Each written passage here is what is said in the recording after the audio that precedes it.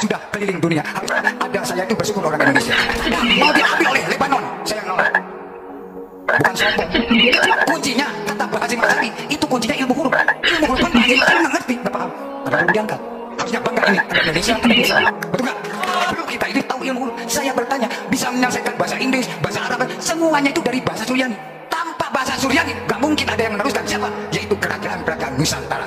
Keduanya pakai bahasa Suryani, diambil oleh bahasa disebut bahasa Jepang hurufnya. Sesudah itu lari ke bahasa Cina. Wah, Cici Cao Zhi. Itu bohong. Iya. Kok pintermu keblinger toh?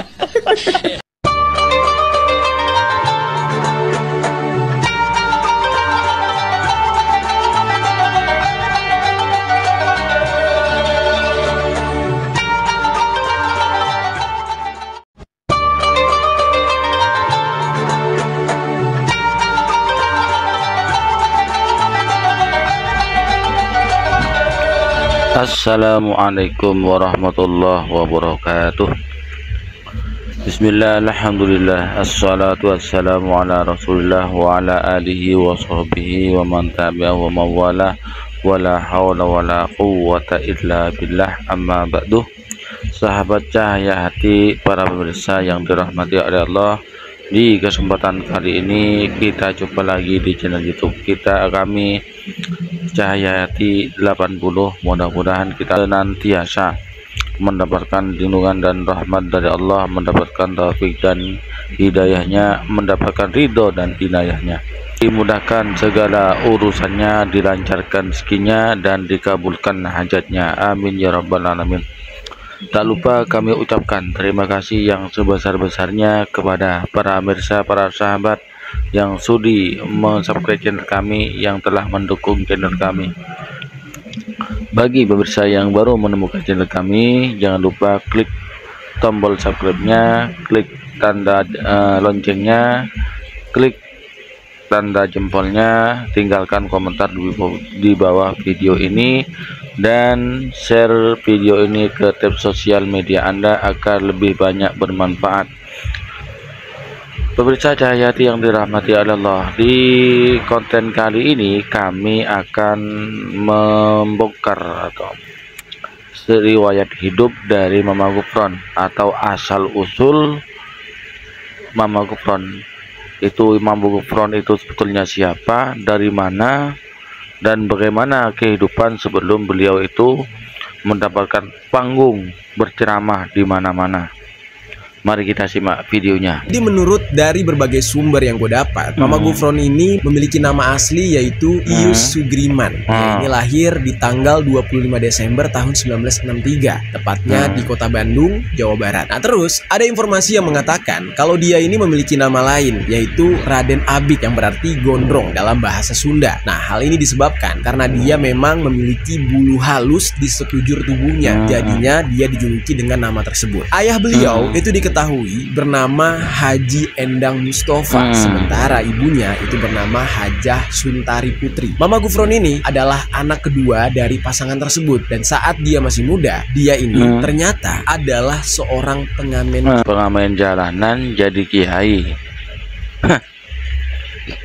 Gimana ini jadi ulama ya, pengamen terus jadi ulama? Ya maklum kalau ceramahnya itu ngawur, nyasar-nyasar kemana-mana. Wong asalnya pengamen bukan nyantri. Nah ini ya, wong pengamen tidak sadar diri, wong jadi ulama, jadi kiai ya seperti ini. Menyesatkan. Cukup keras juga di masa mudanya. Di saat itu dia ini bersama teman-temannya mengamen keliling, mulai dari rumah ke rumah, terus juga dari terminal bus sampai dengan ke pasar untuk mencari penghasilan. Salah satu dari teman kecil Mama Gufron itu bernama Wahyu. Nah Wahyu ini bilang geng, kalau Mama Gufron yang dia kenal bernama Ius itu pernah menjadi seorang panggul.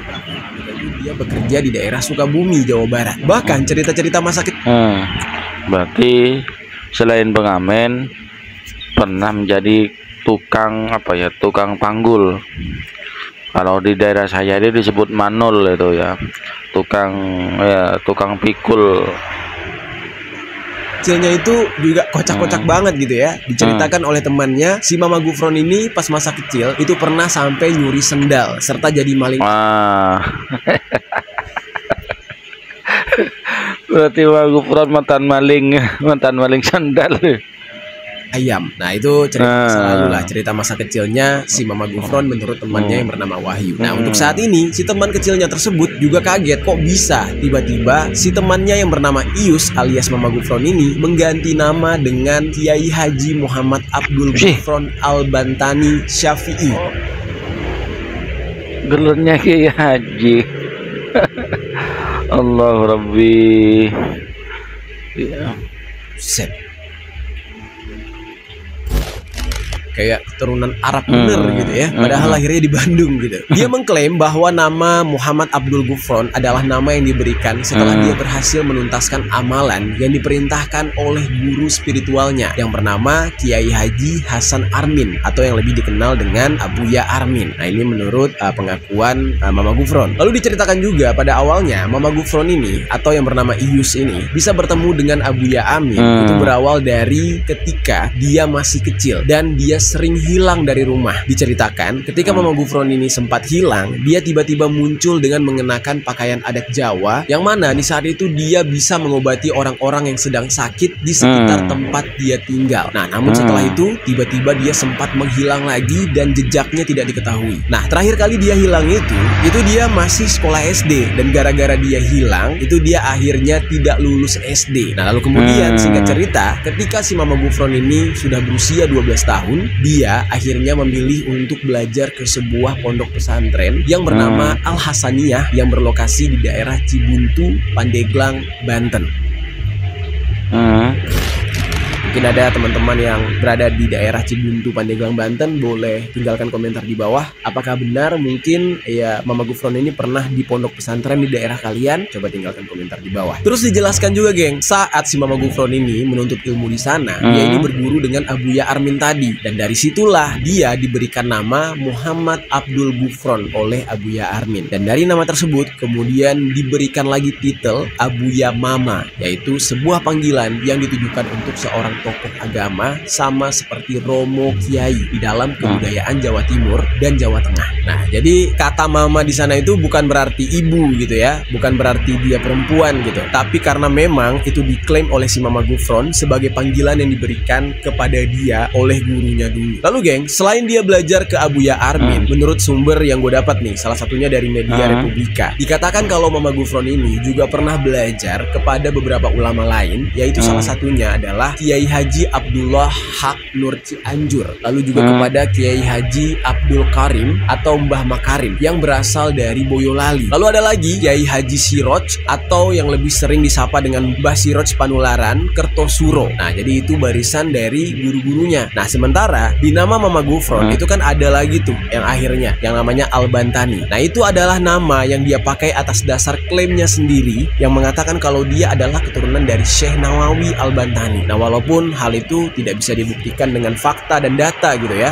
tapi ya beliau ini ngeklaim kalau dia keturunan dari Syekh Nawawi Al-Bantani. Nah lalu ada lagi di ujung namanya yaitu Asy Syafi'i. Nah nama tersebut dipakai karena dia adalah pengikut dari Imam Syafi'i katanya. Wah mantap ya, suka-suka dia aja dah. Sebenarnya nih geng, dari gelar Al-Bantani di belakang namanya ini itu ditunjukkan kepada salah satu ulama besar yang ada di Indonesia yang bernama Syekh Nawawi Al-Bantani tadi. Namun keluarga dari Syekh Nawawi Al-Bantani yaitu cicitnya yang bernama Kiai Haji Majasi Banten itu sudah menegaskan kalau Mama Gufron bukanlah keturunan dari Syekh Nawawi Al-Bantani. Dan beliau juga bingung kenapa berani-beraninya si Mama Gufron ini pakai nama Al-Bantani. Ya sebenarnya secara garis keturunan itu udah melanggar, boleh buat ya, karena ditempuh jalur hukum juga bingung gitu perihal nama ini. Dan dari informasi lain yang gue dapatkan, ternyata Mama Gufron juga diketahui kalau dia menjadi seorang pengasuh dari pondok pesantren yang bernama Unik Nusantara.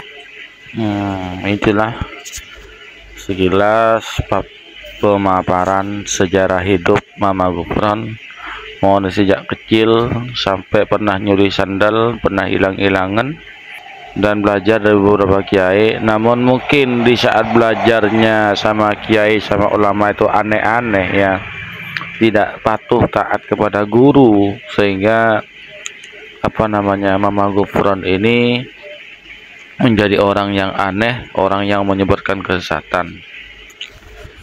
Jadi dalam ibrah yang dapat kita ambil dari konten kali ini, agar kita itu menghormati, takdim kepada guru, agar menjadi orang yang soleh, tidak menjadi orang yang menyesatkan umat, dan malah yang kita harapkan menjadi orang yang soleh yang dapat mengayomi umat, mengajak umat mendekatkan diri kepada Allah. Yang kedua, mari kita mengikuti ulama yang sudah lurus. Jangan mengikuti ulama atau tokoh yang aneh-aneh ya, yang dianggap mujadab atau majdub, dianggap punya karomah ya. Kita lihat saja orangnya ya. Kalau dulu seperti Kiai Hamid Pasuruan, Syekh Abdul Hanan Tanggul, Habib Soleh Tanggul, Kiai Hashim Asy'ari Tebuireng, terus Kiai Haji As'ad Samsul Arifin, Syekhna Khalil Bangkalan, itu kan jelas keulamaannya, diakui ulama dunia, tidak hanya mengaku-ngaku tapi diakui betulan.